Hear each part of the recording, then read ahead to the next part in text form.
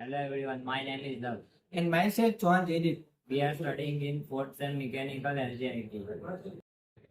Today we have created a manual roti maker. The idea of creating this project comes from a problem. We noticed the process of making roti is simple and requires some level of skill, but the traditional process is very little bit time consuming.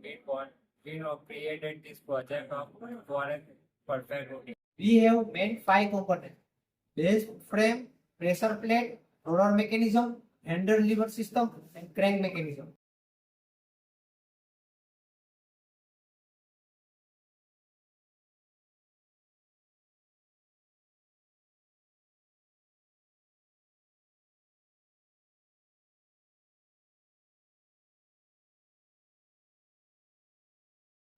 In future, we can add adjustable roller mechanism which adjusts the height of roller height for different thickness.